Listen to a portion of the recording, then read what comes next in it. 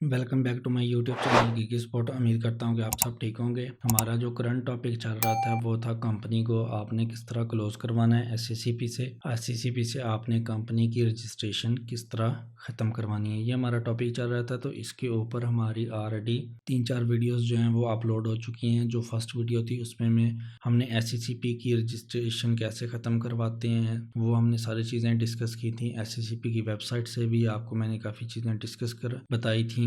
तो कौन कौन से फॉर्म होते हैं, उसके अलावा इसकी फ़ीस कितनी होती है, प्रोसीजर कौन सा होता है, वो हमने सारी चीज़ें फर्स्ट वीडियो में डिस्कस की थी। उसके बाद जो नेक्स्ट वीडियोस थी उसके अंदर जो हमने इसके फॉर्म रेडी करने थे, 4 फॉर्म थे टोटल। उसमें फ़र्स्ट फॉर्म हमने डिस्कस किया था एक वीडियो में। उसके बाद नेक्स्ट वीडियो में हम सेकंड फॉर्म को डिस्कस किया है। उसके बाद हमने थर्ड फॉर्म को डिस्कस किया था। 3 वीडियोस जो हैं इसके ऊपर जो फॉर्म थे उनके ऊपर बनी हुई हैं, वो मैंने यूट्यूब चैनल पे अपलोड कर दी हैं। वो आप वहाँ पे चेक कर लें, ठीक है। सबसे पहले आप वो वीडियोस देखें, उसके बाद आप ये वाली वीडियो देखें, क्योंकि आज जो है ये चौथे फॉर्म के ऊपर वीडियो है। जैसा कि मैंने आपको पहली वीडियो में भी बताया था कि ये जो अभी हम फॉर्म रेडी कर रहे हैं ये एससीसीपी से रिलेटेड हैं। ये सारे फॉर्म जितने भी हम अभी रेडी करेंगे ये एससीसीपी में फाइल होंगे। इसके बाद जो है हम एफपीआर की तरफ जाएंगे कि एफपीआर से कंपनी की रजिस्ट्रेशन किस तरह ख़त्म करवानी है। और अगर प्रोविंशियल लेवल पे आपकी रजिस्ट्रेशन है, जैसे कि पीआरए है, उसके अलावा कैपरा है या सिंध रेवेन्यू बोर्ड में है, तो वहाँ पे भी अगर आपकी रजिस्ट्रेशन है तो वहाँ पे आपने वहाँ से कैसे ख़त्म करवानी है। तो अभी हम डिस्कस कर रहे हैं एससीसीपी से रिलेटेड चीज़ें। तो एससीसीपी के जो फॉर्म थे उसमें आज ये चौथे फॉर्म के ऊपर वीडियो है, फॉर्म 4 है जो आज का, उसके ऊपर आज की ये वीडियो है। ये ऑडिटर सर्टिफिकेट से रिलेटेड है। तो प्रीवियस जो फॉर्म थे उसमें हमने दूसरी चीज़ें डिस्कस की थी। आज का जो फॉर्म है ये ऑडिटर सर्टिफिकेट होता है,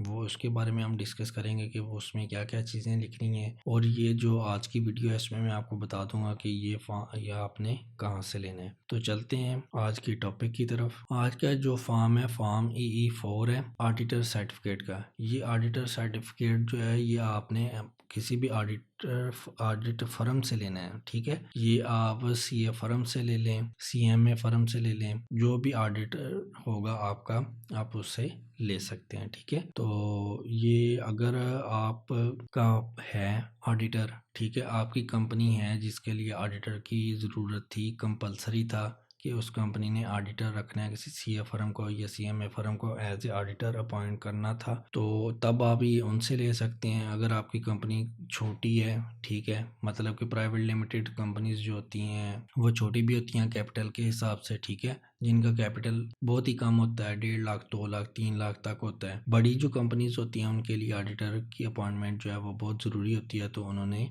ये सारी चीज़ें वो लेनी होती हैं। ऑडिटर सर्टिफिकेट कोई भी आप उनका कुछ छोटा मैटर होगा या बड़ा मैटर होगा तो वो ऑडिटर जो है वो वहाँ से चीज़ें सारी लेते हैं, ठीक है, अपनी ऑडिट फर्म से। तो जो छोटी कंपनीज होती हैं जिनकी कैपिटल बहुत कम होता है तो उनके लिए किसी भी ऑडिटर को अपॉइंट करना जो है ना इतना कंपलसरी नहीं होता, वो बगैर ऑडिट के भी चलती रहती हैं, ऑडिटर के बगैर भी चलती रहती हैं। उनको ये ऑडिटर सर्टिफिकेट या दूसरी चीज़ें जो होती हैं सीए फर्म से या सीएमए फर्म से, ऑडिटर फर्म से, वहाँ से चीज़ें लेने की ज़रूरत नहीं होती, क्योंकि उनका कैपिटल बहुत कम होता है। 1.5 2 लाख में भी लोगों ने प्राइवेट कंपनीज रजिस्टर्ड करवाई होती हैं जिनका इतना कम कैपिटल होता है, ठीक है। उसके बाद सिंगल मेंबर कंपनीज भी होती हैं या फिर दूसरी एसएमसी भी होती हैं, तो उनके लिए ऑडिटर की ज़रूरत नहीं होती। तो उनको फिर ये वाला जो फॉर्म है वो ये फॉर्म अगर लेना चाहें तो किसी भी वो सीए फर्म या सीएमए फर्म से ले सकते हैं। अगर वो नहीं लेना चाहते हैं तो फिर उनकी मर्जी है, वो इसके बगैर भी फाइल कर सकते हैं, ठीक है। तो आज का जो फॉर्म है वो ऑडिटर सर्टिफिकेट है। इसमें हम क्या क्या चीज़ें लिखेंगे। ऑडिटर सर्टिफिकेट ये आप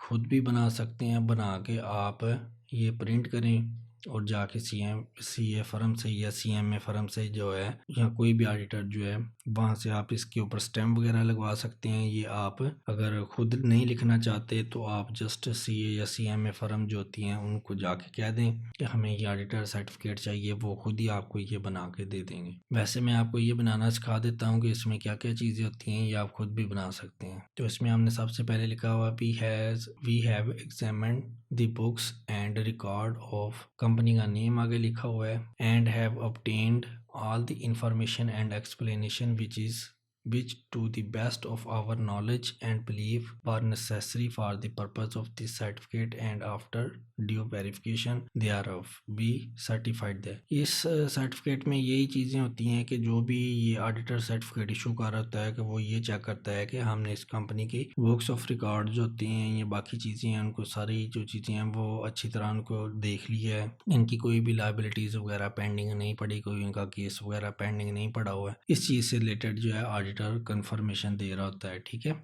एससीसीपी में ये चीज़ें इस ऑडिटर सर्टिफिकेट में लिखी होती हैं। तो क्या क्या आगे लिखी हैं वो मैं आपको पढ़ के बता देता हूँ। ये सारी चीज़ें मैंने खुद ही लिखी हुई हैं, ठीक है। तो आप इसका ये ड्राफ्ट रेडी करके रख सकती हैं। अब ये है कि ये सर्टिफिकेट अगर आप सीए फर्म से लेते हैं तो ये सारी चीज़ें वो आपको बना के दे देंगी। अगर आप ये अपनी प्रैक्टिस के लिए रखना चाहें बना के तो आप भी आपके लिए अच्छी है। तो ये आप अपने क्लाइंट्स को भी बना के दे सकते हैं अगर आप एज ए फ्रीलांसर हैं या एज ए कंसल्टेंट काम करना चाह रहे हैं, टैक्स कंसल्टेंट या कॉर्पोरेट कंसल्टेंट। तो ये चीज़ें आपके लिए बहुत हेल्पफुल होती हैं। ये चीज़ें जब आप देखेंगे, इनको पढ़ेंगे, रीड करेंगे, इनकी प्रैक्टिस करेंगे, इनको बना के देखेंगे तो ये प्रोफेशनल लाइफ में आपके लिए बहुत हेल्पफुल होंगी। अगर आप स्टूडेंट लाइफ में आपने फ्यूचर में टैक्स कंसल्टेंट बनना है, ठीक है, कॉर्पोरेट कंसल्टेंट बनना है या जॉब करनी है इस फील्ड में, तब भी ये आपके लिए बहुत हेल्पफुल होगा। अगर आप एज ए फ्रीलांसर इस सर्विसेज देना चाह रहे हैं तब भी ये आपके लिए बहुत हेल्पफुल होगा। तो पहला पॉइंट जो है उसमें हमने लिखा हुआ है the silicon engineers limited has no known assets or is not carrying on any business और एनी ऑपरेशन। ये सारी चीज़ें जो अभी ये पॉइंट मैंने अभी पढ़ा हुआ है ये हमने वो हमारी प्रीवियस जो वीडियोस थी जिसमें हमने फॉर्म 2 फॉर्म 3 देखा था उसमें भी ये चीज़ें हमने मेंशन की थी, ठीक है। वो जब आप पहले वाली जो वीडियोस हैं इस टॉपिक के ऊपर वो देखेंगे तो आपको ये सारी चीज़ें समझ आ जाएंगी। ये जो कंपनी क्लोज करवाने का जो टॉपिक है इसके ऊपर काफ़ी वीडियोस मैं बना रहा हूँ, एक पूरी की पूरी प्लेलिस्ट होगी, इसके ऊपर 10-12 वीडियोस बनेंगी क्योंकि हमने ये एससीसीपी में भी देखनी है ये सारी चीज़ें, फिर एफपीआर की तरफ भी जाना है, फिर प्रोविंशियल लेवल की तरफ भी जाना है। तो इसके ऊपर 10-15 वीडियोस आ जाएंगी। तो ये आप जो है सीक्वेंस से देखेंगे तो फिर सारी चीज़ें आपको अच्छी तरह समझ आ जाएंगी। अगर आप दरमियान में से वीडियोस को स्किप करेंगे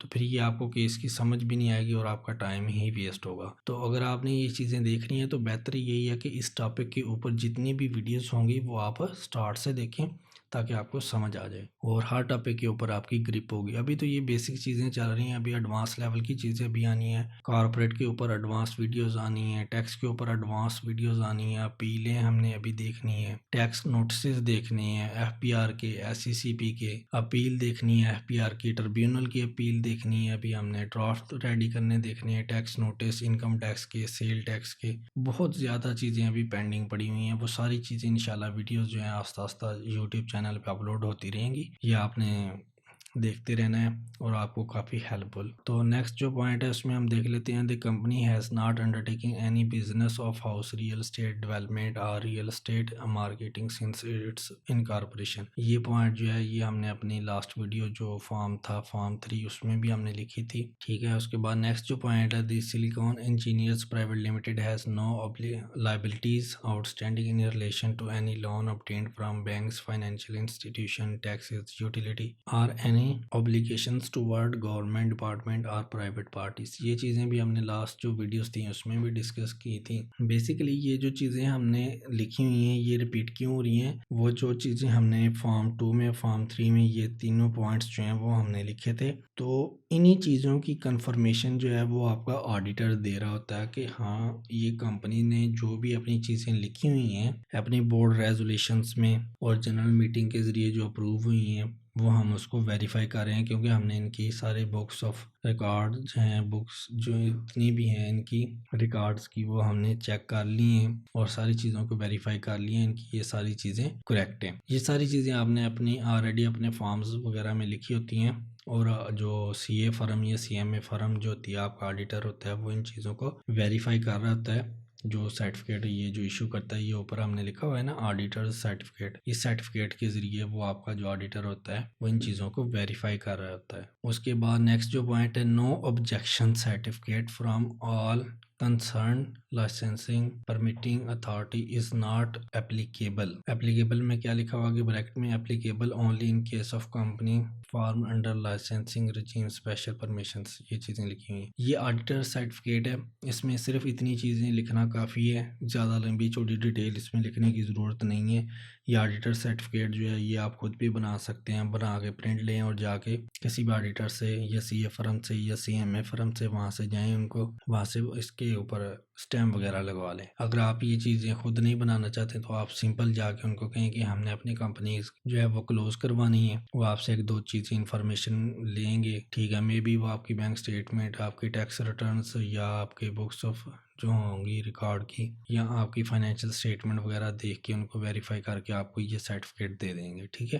तो अगर आपके पास कुछ चीज़ें मिस भी हैं तब भी आपने किसी किस्म की टेंशन नहीं लेनी, तो ये तब भी आपको ये चीज़ें मिल जाएंगी, ठीक है। ऑडिटर सर्टिफिकेट लेना इतना कोई मुश्किल काम नहीं है, बाकी आप समझदार हैं कि ये मिल जाता है, हर चीज़ें ही मिल जाती हैं, या आप ऑडिटर सर्टिफिकेट इजीली ले सकते हैं। ये ऑडिटर सर्टिफिकेट मैंने आपको बता दिया कि ये चीज़ें इसमें लिखी होती हैं, इस तरह का ऑडिटर सर्टिफिकेट होता है। अच्छा, ये ऑडिटर सर्टिफिकेट जो है डिफरेंट तरह के होते हैं, डिफरेंट केसेस के हिसाब से डिफरेंट तरह के होते हैं ऑडिटर सर्टिफिकेट। तो ये नेक्स्ट वीडियोस जो आएंगी कॉर्पोरेट जो है के ऊपर, इसके ऊपर मैं काफ़ी ज़्यादा वीडियोस बनाने वाला हूँ। जैसे हमारी जो टैक्स के ऊपर काफ़ी ज़्यादा वीडियोस आएंगी, इस तरह हमारी जो एसएसीपी से रिलेटेड जितना भी काम होता है, कॉर्पोरेट का जितना भी काम होता है, इसमें डिफरेंट चीज़ें जो होती हैं उसके ऊपर काफ़ी ज़्यादा वीडियोस मैं अपने चैनल पे अपलोड करने वाला हूँ। तो उसमें डिफरेंट तरह के ऑडिटर सर्टिफिकेट भी आएंगे, वो हम बनाना सीखेंगे, उसमें क्या क्या चीज़ें होती हैं, कौन सा सर्टिफिकेट किस चीज़ से रिलेटेड होता है। तो ये सारी चीज़ें हम इंशाल्लाह फ्यूचर में देखेंगे। ये सारी की सारी चीज़ें आपको मेरे यूट्यूब चैनल पर मिल जाएंगी।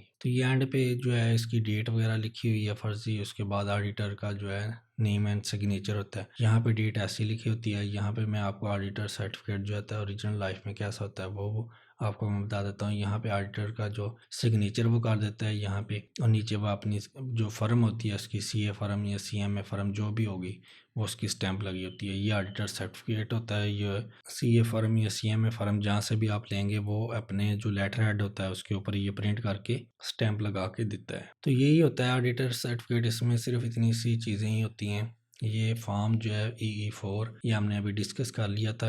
ये 4 फॉर्म जो है वो आपने फाइल करने थे, चारों के चारों हमने अब कंप्लीट कर लिए हैं। तो इसके बाद जो नेक्स्ट वीडियो होगी उसमें मैं आपको एक एप्लीकेशन लेटर जो है वो बनाना हम सीखेंगे कि जब आपने अपना ये केस फाइल करना है एसएससीपी में, अगर आप ऑफलाइन कर रहे हैं तो उसके साथ आपने अपनी एक एप्लीकेशन लेटर भी रेडी करना है। नेक्स्ट वीडियो में हम वो बनाना सीखेंगे, उसमें क्या क्या चीज़ें होती हैं वो भी हम देखेंगे। तो उसके बाद जो एक और वीडियो मैं इसी टॉपिक के ऊपर एसएससीपी से रिलेटेड ही बनाऊंगा, जिसमें मैं आपको बताऊंगा कि जब आप ये केस फाइल कर रहे हैं तो किसी भी वजह से अगर आपको कोई ऑब्जेक्शन आ जाती है, ठीक है, तो उसका आपने रिप्लाई कैसे देना है वो भी हम इंशाल्लाह एक वीडियो में बनाना सीखेंगे इसके बाद। तो आज की वीडियो में इतना ही था। आपने वीडियो को लाजमी लाइक भी करना है, शेयर भी करना है, दूसरों तक भी आपने ये वीडियो पहुंचानी है ताकि सभी जो है इस नॉलेज से फ़ायदा उठा सकें। चैनल को भी लाजमी आपने सब्सक्राइब करना है। ये वीडियोस मैं आपके लिए बना रहा हूँ ताकि आप ये वीडियो आपके काम आ सकें, आपकी स्टडी के दौरान भी काम आ सकें, और जब आप प्रैक्टिस कर रहे होंगे तब भी आपके ये काम है। तो इसलिए आपने चैनल को लाजमी सब्सक्राइब करना है। तो मिलते हैं एक न्यू वीडियो में, तब तक के लिए अल्लाह हाफिज़।